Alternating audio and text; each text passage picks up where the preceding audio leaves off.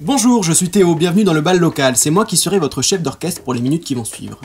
Arrêtez de vous mentir, arrêtez de feindre cette réalité latente qui pend devant votre nez depuis plusieurs années maintenant. Oui, votre patron vous rend fou. Oui, vous ne comprenez plus les grands objectifs mis en place par le CODIR, qui en plus de changer tous les 6 mois sont pondus par une bande de quasi-centenaires bourrés de pouvoir et d'oseille, mais à qui le management positif et l'art de communiquer sont des idées bien trop lointaines. Ça y est, vous entendez ces clapotis contre la chaloupe et ses embruns? Vous voici embarqué sur le navire de la remise en question, naviguant à travers les courants de la liberté, direction le doux pays du freelancing. Oui, merde, maintenant, c'est vous le capitaine à bord, et plus question de se faire saborder par je ne sais quel N+1 en mal d'autorité. C'est vous qui tenez la barre, un point c'est tout. Première étape de ce voyage, l'île des statues. Saurez-vous déterrer le trésor enfoui par Caf Sparrow? Psst, par ici, le bal local va commencer. Bonjour à toutes et à tous, c'est un plaisir de vous retrouver pour aborder ensemble la thématique du freelancing. Ce mouvement a l'impact positif sur l'économie de notre pays et que nous sommes plusieurs milliers à rejoindre chaque année transforme nos modes de vie. Alors nous avons une idée. Vous voici maintenant entraînés dans le bal local, l'événement qui rassemble freelance, entreprises et acteurs qui contribuent à la transformation du monde du travail. Dans un rythme bienveillant et intimiste, découvrez avec nous les styles de vie, anecdotes et points de vue de ces hommes et ces femmes. Attention, le bal local est déclaré ouvert. Vous l'aurez compris, se lancer dans le freelancing n'est pas un choix anodin. Et ça tombe bien, nous avons aujourd'hui avec nous une experte en la matière, puisque son métier, c'est d'accompagner les indépendants dans la création de leur entreprise. J'ai nommé Camille Junot, accompagnatrice d'entrepreneurs chez Pépite. Bonjour Camille, merci de rejoindre le bal local pour une nouvelle danse. On va parler ensemble de freelancing, de choix de statut, d'entrepreneuriat et de transformation du travail. Es-tu prête? Oui, je le suis. Alors pour commencer, est-ce que tu peux nous raconter un peu qui tu es et quel est ton parcours, comment ton quotidien par exemple est rythmé chez Pépite? Oui, alors je suis nantaise, j'ai fait un passage par Bordeaux pour mes études et je suis arrivée à Toulouse il y a 3 ans et demi. J'ai commencé à travailler chez Pépite il y a un peu plus de 2 ans et demi maintenant et mon quotidien c'est de rencontrer des porteurs de projets, plus spécifiquement des personnes qui veulent se lancer dans le freelancing et donc je les conseille sur toutes les questions qui peuvent se poser avant de se lancer. Ok, alors Pépite, qu'est-ce que c'est? Est-ce que tu peux nous expliquer un peu plus précisément? Oui, Pépite, c'est un cabinet d'expertise comptable spécialisé dans l'accompagnement des créateurs d'entreprises et plus spécifiquement donc des indépendants. Donc en fait, on va les conseiller sur les questionnements juridiques de démarrage et ensuite les accompagner tout au long de leur développement sur les questions comptables, sociales, fiscales. Mais ça va un peu au-delà, on pourra peut-être en parler, mais notre idée c'est vraiment d'accompagner et de créer une atmosphère, un univers qui va permettre à l'indépendant de se développer. Ok, donc j'ai vu sur ton LinkedIn que tu disais que tu étais une accompagnateur d'entrepreneurs. Donc ça c'est vraiment la baseline et un peu l'identité de Pépite. Voilà, moi c'est mon rôle chez Pépite, voilà, c'est de rencontrer des entrepreneurs déjà installés ou en phase de lancement et c'est vraiment de les conduire vers le lancement et ensuite dans mon équipe, ensuite il va y avoir une personne qui va les suivre au quotidien. Chers auditeurs, voici venu le moment des questions tempo. Une question, 2 réponses possibles, c'est parti. Si je te dis comptable ou accompagnatrice d'entrepreneur, tu choisis quoi? Accompagnatrice d'entrepreneur. Si je te dis fisc ou URSSAF? Waouh, là c'est compliqué. Allez, fisc. Ok. Dématérialisation ou humanisation? Les deux, mon capitaine. Ouais, j'ai l'impression que c'est un peu ce que vous faites chez Pépite. C'est ça, c'est vraiment d'allier les deux pour trouver le fonctionnement qui va le plus faire gagner du temps aux indépendants. Ok. Et si je te dis facture ou note de frais? Facture. Allez, facture. On va passer du coup à la deuxième partie de l'interview. Donc là, on va parler un peu plus des statuts de la partie comptabilité. Je vais commencer en mettant les pieds dans le plat. Comment on fait pour pas se tromper de statut? Comment on fait? Surtout, on prend de l'info. On prend de l'info, on questionne, on demande et on n'hésite pas justement à rencontrer des spécialistes sur le sujet. Parce que le piège souvent dans lequel on tombe, c'est de faire comme son copain, son voisin, son oncle, son frère. Donc vraiment, le piège à éviter, c'est peut-être de faire un copier-coller. Et d'y aller trop vite? Et d'y aller trop vite, effectivement. Sur le choix du statut, il faut aussi se dire qu'on a souvent le temps. Après, il ne faut pas faire de généralité et puis c'est pas, voilà, on ne va pas en faire aujourd'hui. Mais c'est, voilà, effectivement, prendre le temps, ne pas se précipiter. Et peut-être aussi avoir en ligne de mire le fameux premier chiffre d'affaires qui pourra peut-être déclencher vraiment l'action à ce niveau-là. Il y a une réflexion après sur la suite en fonction de ce qui s'est fait par exemple sur la première année. Exactement. Pour donner un bon aperçu de ce qu'on est capable de faire aussi. C'est ça, d'avoir un petit peu, si on a un peu d'historique, c'est bien. Si aussi on a pu travailler un business plan, des prévisions, c'est aussi très bien parce qu'on va pouvoir ajuster en fonction. Après, sur le choix du statut, il ne faut pas oublier qu'il y a une grande part de la situation personnelle qui est regardée et qui va avoir vraiment toute son importance dans le choix après. Donc tu es en train de me dire que si plus on t'amène de data, plus toi tu peux aider les gens à calculer ce qui leur correspond mieux. C'est sûr. Et après, en termes de data, c'est ça, c'est souvent, il faut se dire qu'il n'y a pas besoin... Enfin, nous, souvent, ce qu'on voit, c'est que les personnes nous demandent quel papier je dois amener, quel chiffre vous avez besoin.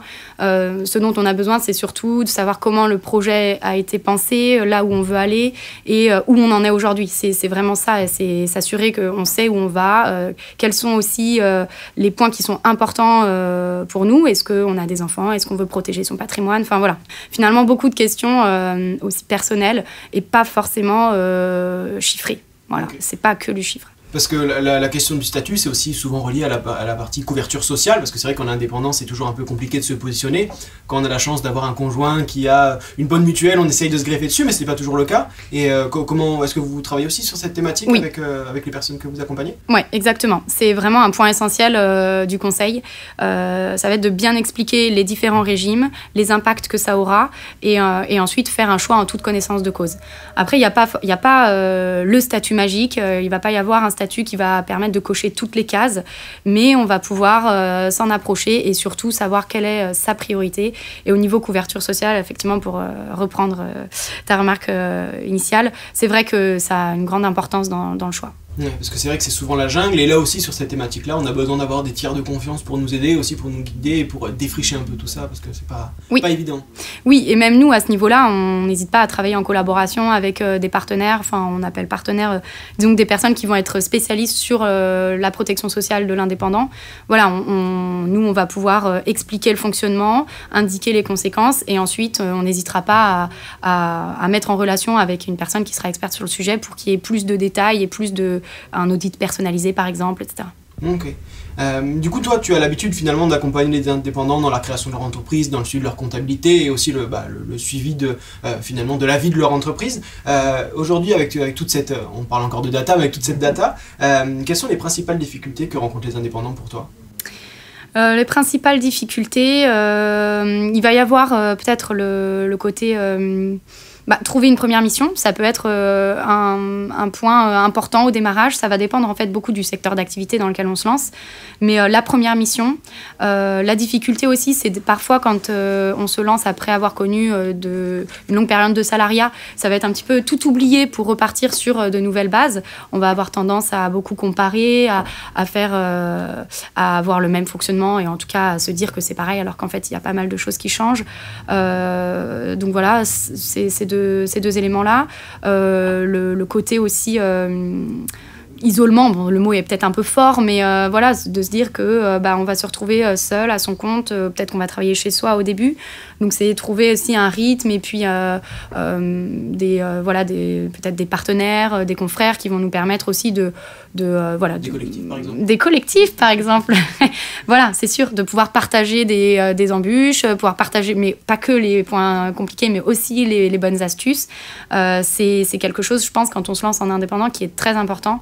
Parce que voilà, souvent, moi je le remarque, travailler de chez soi au début c'est bien, mais au bout de 6 mois on en revient parce que je pense que rares sont les personnes qui s'appelaient toute une vie, quoi. Ouais, ok. Et si tu devais donner 3 conseils à une personne qui veut monter sa boîte, conseils primordiaux pour bien commencer en toute sérénité, qu'est-ce que tu conseillerais? Je dirais dans un premier temps, vraiment de faire le point sur là où on en est. Voilà. Peut-être un peu de timer, de dire dans 3 mois, dans 6 mois, dans 9 mois. Et surtout prendre de l'info. Prendre de l'info des sources différentes. Voilà, ne surtout pas... je pense qu'aujourd'hui, c'est moins le cas peut-être qu'avant. Avant, peut-être qu'on faisait confiance à une personne parce qu'on savait que c'était la spécialiste. Aujourd'hui, avec Internet et puis tous les médias, on a quand même plus ce réflexe on va dire, de croiser les infos. Et ça, je pense que c'est un élément important et une astuce, et en tout cas un conseil qu'on pourrait donner, c'est surtout ne pas hésiter à croiser les infos et puis à échanger et à bien comprendre. Ouais. Ok. Il y en a... Ah, mince, il m'en manque 2. Ah oui, j'en ai donné qu'un. Après, ça rejoint l'info, mais se renseigner auprès de personnes qui ont déjà tenté l'expérience. Aller voir ses pairs. Aller voir ses pairs, exactement. Et ça va avec l'info, parce que ça va être une autre source d'info, ça va être du vécu, donc ce ne sera pas le même info que quand on ira voir un expert comptable. Ça va être beaucoup plus subjectif, mais c'est important aussi de ne pas s'en tenir, mais le prendre quand même en compte. Après, ça rejoint encore, mais s'entourer. Ouais. S'entourer de personnes qui vont être spécialistes de leur sujet. C'est-à-dire que je pense que je suis assez partisane du chacun son métier, et c'est vrai, je pense que ça se retrouve dans tous les domaines. Voilà, faut pas hésiter à reconnaître ses limites, et puis pour le bien de son projet, se dire bon bah là, moi je suis pas spécialiste, je délègue. Voilà, ça peut être sur le marketing, la communication, les personnes qui veulent faire leur site tout seul, à un moment donné, ils se rendent bien compte que c'est peut-être pas la bonne solution. Après, c'est comme tout, ça peut être une solution qui peut être viable sur le démarrage, mais une fois qu'on veut se staffer et être plus compétitif et plus à l'aise dans ce qu'on fait, c'est vrai que exactement. Se tourner vers un professionnel, c'est quand même... C'est ça. Donc à un moment donné, quand on sent un peu ses limites, faut pas hésiter à s'entourer. Et après, s'il y a un conseil aussi, c'est faut tenter, quoi. Je pense qu'on y reviendra peut-être après, mais aujourd'hui, il y a des statuts qui sont assez pratiques pour tester, pour tenter, et s'il y a une envie au fond de soi, faut y aller, faut se lancer. Okay. Parce qu'après, on va pas se le cacher, dans le monde de l'entrepreneuriat, on voit quand même beaucoup de personnes qui commencent par un statut d'auto-entreprise. Oui. C'est vraiment le démarrage pour pouvoir se tester, comme tu le disais. Toi, qu'est-ce que tu observes? C'est que les gens qui commencent en auto-entreprise ont tendance à changer de statut au bout de combien de temps? Comment ça se passe un peu par rapport à... C'est compliqué de faire une généralité, ça va vraiment dépendre du secteur d'activité, parce qu'en fait, l'auto-entreprise ou la micro-entreprise a une particularité bien à elle, qui fait qu'on ne peut pas déduire les charges liées à l'activité. Donc forcément, d'une activité à l'autre, il y a plus ou moins de charges, ça ne va pas être le même timing, ça ne va pas être les mêmes éléments qui vont faire pencher. Okay. Est-ce que tu penses que le statut d'auto-entrepreneur est viable sur le long terme ? Il peut. Après, je pense que moi, avec le recul que j'ai, c'est rare que ce soit vraiment le statut qui dure toute la vie. Mais ça peut. Encore une fois, il va y avoir des situations dans lesquelles ça va être le statut idéal pendant toute son activité. Donc, pourquoi pas ? C'est sur les statuts, du coup, l'introduction, ça a permis de bien voir qu'un choix de statut se fait en fonction d'éléments qui sont assez personnels. Donc, encore une fois, voilà, ça peut. On va dire qu'en généralité, c'est quand même plutôt un statut transitoire. Ok. Est-ce que, d'après toi, un freelance ou un indépendant a-t-il nécessairement besoin d'un expert comptable pour l'accompagner ? C'est très lié au statut, parce que forcément, sur la micro-entreprise, on ne va pas avoir besoin d'un expert comptable. Hein. Les obligations comptables sont assez légères, donc on peut s'en sortir seul sans problème. Sur les autres statuts, encore une fois, c'est conseillé, parce que ça rejoint ce que je disais sur le fait de confier à un expert des tâches qui sont assez complexes. En tout cas, même si on a des connaissances en comptabilité, on peut gérer sa comptabilité. Il y a des statuts qui le permettent. Je pense à l'entreprise individuelle, pourquoi pas. Après, c'est en fait tout simplement une réflexion en termes de temps à consacrer à cette partie-là. Est-ce que ce temps-là, on ne préfère pas le consacrer à du développement commercial, à du développement sur sa communication voilà. Est-ce qu'on n'a pas une phobie administrative ? Exactement. Oui. Après, honnêtement, c'est aujourd'hui par rapport au coût que ça peut coûter, au coût que ça peut représenter un expert comptable, honnêtement, c'est quand même souvent bienvenu. Ça permet de décharger tout ce stress qu'il peut y avoir quand on reçoit un courrier de l'URSSAF ou des impôts, et que même si on le laisse sur le bureau, on se dit on s'en chargera après. Même si on va s'en charger, psychologiquement, il est là, on s'en est pas encore occupé. En termes de temps et de stress. C'est ça. Au moins, vous savez que là, c'est géré en temps, en heure. Voilà. Ok. Et la compta dans tout ça, quelles sont un peu les bonnes pratiques pour pouvoir s'occuper de sa compta finalement sans s'arracher les cheveux, parce que c'est vrai que la compta c'est un peu un gros mot, on en a toujours peur, alors que finalement c'est pas si compliqué que ça, non ? Non, bien sûr que non. En fait, ce qui est compliqué avec le monde de la compta, c'est qu'il y a des coulisses, en fait. Des coulisses qu'on ne voit pas du tout quand on est entrepreneur et qu'on confie sa comptabilité à un cabinet d'expertise comptable. On ne voit pas, en fait, tout ce qui est fait par le cabinet. Donc en fait, la compta, ce n'est pas la gestion d'un budget ou d'une trésorerie. Et c'est ça qui est souvent un petit peu compliqué à expliquer sur un démarrage. Enfin, compliqué pendant 10 minutes, après, ça va bien. Mais c'est ça, il faut bien différencier son compte en banque de sa comptabilité. Et après, une gestion de budget, une gestion d'une trésorerie, quelques tableaux de bord, des indicateurs, tout ça, tout le monde peut être hyper autonome. Suivre sa comptabilité, il faut avoir des notions quand même comptables en termes de traitement qui sont assez poussées, enfin qui ne s'apprennent qu'en études de comptabilité, donc c'est pas donné à tout le monde. Après, quand même, il paraît qu'il y a des outils qui facilitent un peu tout ça, non? Il me semble que vous en avez un chez Ah oui, Pit. voilà, Ouais. oui, il y a des outils en fait qui vont pouvoir faciliter tout le suivi. Mais encore une fois, c'est un outil qui va faire gagner du temps à l'entrepreneur, qui va nous faire gagner du temps. Et en fait, c'est pas un outil qui va faire la comptabilité tout seul. Ouais. Voilà, c'est un outil qui est proposé effectivement par notre partenaire et qui va permettre de gagner du temps dans les échanges qu'on a avec nos entrepreneurs au quotidien. Donc en fait, s'il y a une chose qui peut, on va dire, raccourcir tous les temps et puis avoir un peu l'esprit tranquille dans sa gestion comptable, ça va être d'être organisé. Mais je pense que ça, quand on se lance, alors il y a différents niveaux d'organisation, mais une organisation minimum en termes de séparation des comptes et puis de suivi, ça va être un minimum ensuite pour avoir l'esprit tranquille. Ouais. Ok. Puis dernière petite question sur tous ces éléments-là. Une personne qui veut se lancer du coup sur un statut d'indépendant, il va donc privilégier dans la majorité du temps l'auto-entreprise pour pouvoir se tester. Si on peut lui donner quelques billes, quelles sont un peu les obligations légales qu'il va avoir sur la première année? Alors, sur un micro-entrepreneur ou auto-entrepreneur, quand il se lance, déjà, il va falloir qu'il se crée en ligne. Donc ça, c'est quand même un côté positif. C'est vrai, tout se fait de façon dématérialisée. Et de plus en plus, on pousse la dématérialisation. Donc ça, c'est bien. En termes d'obligations, le principal élément à avoir en tête quand on se lance en micro, c'est de déclarer son chiffre d'affaires. Donc après, on choisit un rythme, tous les mois, tous les trimestres. Donc soit on déclare son chiffre d'affaires mensuellement, soit trimestriellement sur le site de l'URSSAF, et ensuite on paye ses cotisations sociales directement. En fait, elles sont prélevées sur la base du chiffre d'affaires. Donc ça, je dirais, c'est l'obligation la plus récurrente quand on se lance en micro-entreprise. Sinon, bien sûr, il va falloir déclarer ses revenus. Les revenus qu'on tire de son activité de micro-entrepreneur sont des revenus qu'on déclare après sur sa déclaration d'impôt en mai. Ou en prélèvement libératoire. Ou en prélèvement libératoire. Mais même si on fait un prélèvement libératoire, il ne faut pas oublier de le noter sur sa déclaration d'impôt. Voilà.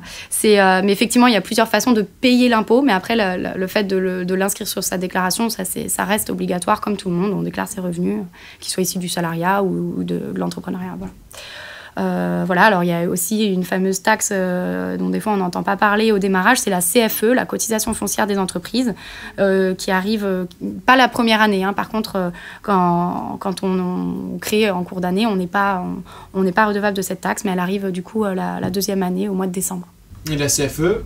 Oui, alors c'est une taxe qui est liée en fait à l'adresse au chiffre d'affaires. En fait, pour l'expliquer, souvent, je prends l'image de la taxe d'habitation. C'est la taxe d'habitation, mais pour les entreprises. Donc voilà. En fonction du nombre de mètres carrés que tu vas utiliser pour exercer ton travail. Voilà, de l'adresse et du chiffre d'affaires. Ok. Voilà.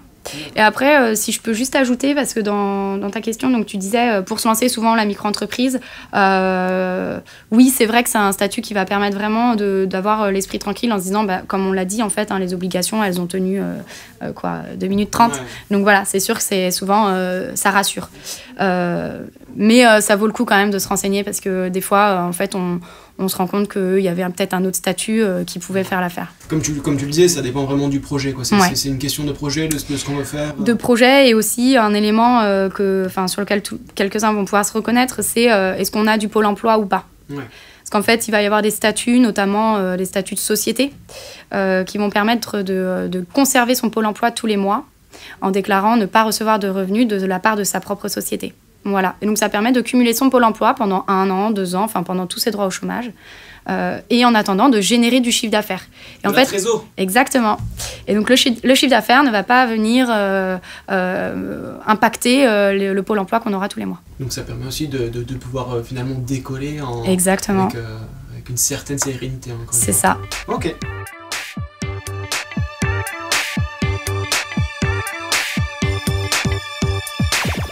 Alors maintenant, pour faire un peu l'entracte finalement dans cette interview, je vais te demander, est-ce que tu as dans ton répertoire une musique qui représente le freelancing, le monde de l'entrepreneuriat, tout ça, que tu voudrais partager avec nous?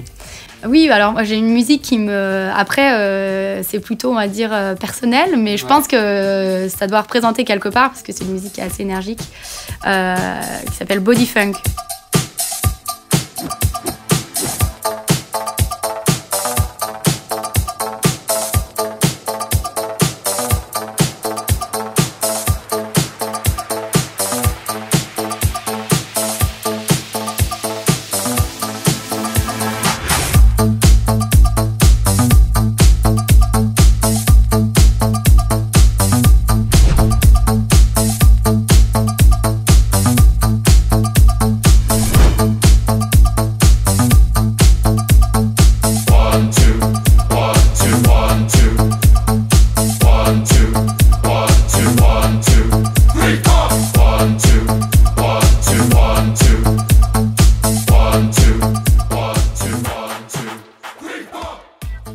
Et du coup, pourquoi ça te fait penser à...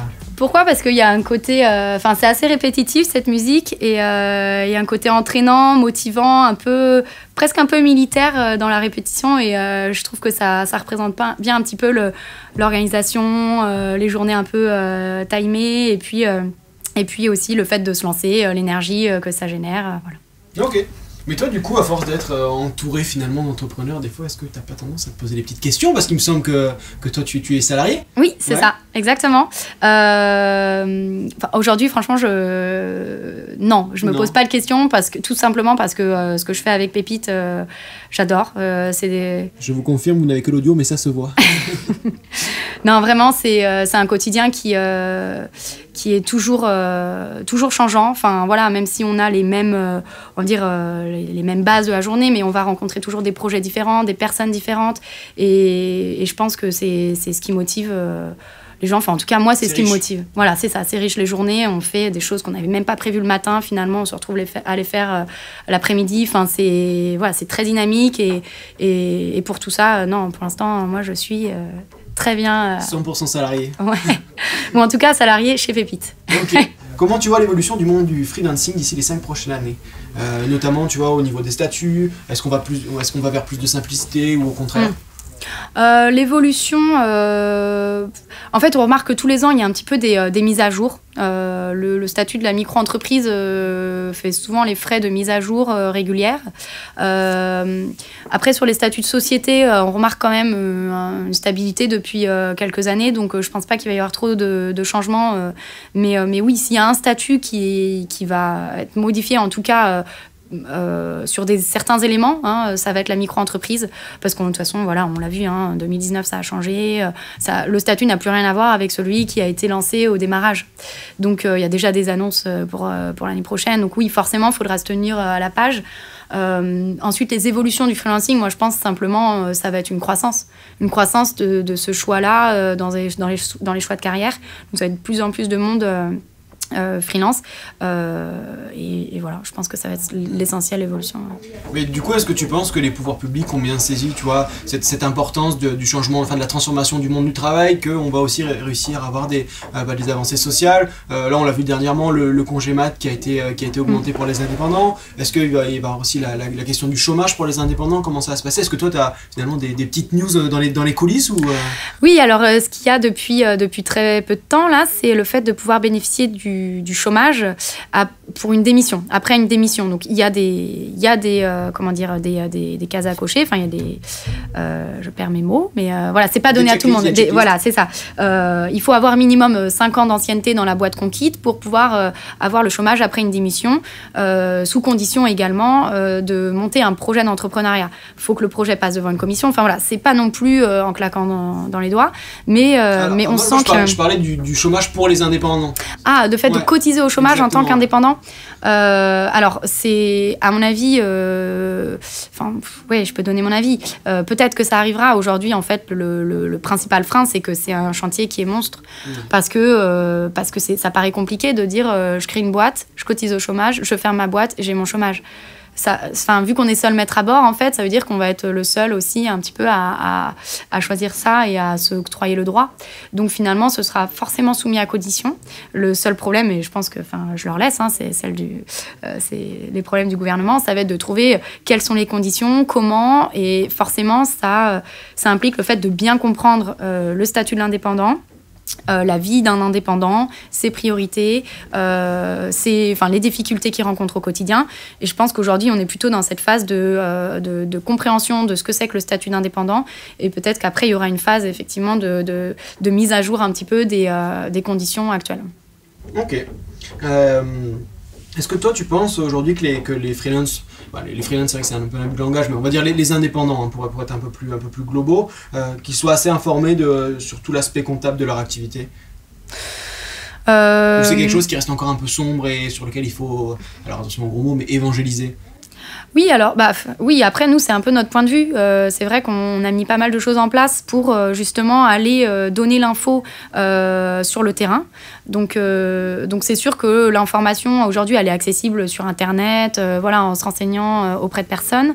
Mais des fois, comme il y a des actualisations, c'est pas toujours à jour. Et puis, il y a la subjectivité qui fait que l'info, on n'a pas compris, mais entre ce qui est et ce qui a été compris, il y a un gros gap.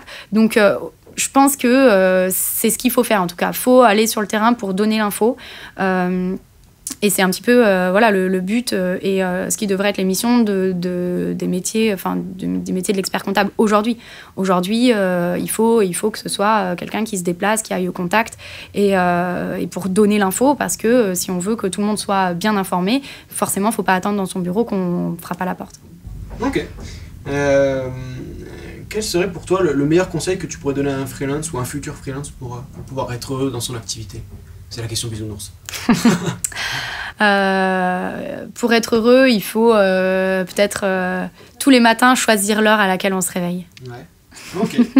Je pense que c'est important de se dire le matin, pas je me réveille parce que il faut que je fasse ça, il faut que je fasse ça et parce que j'aime ça, donc je me réveille à cette heure-là. Il faut se mettre un peu de cadre finalement dans la liberté.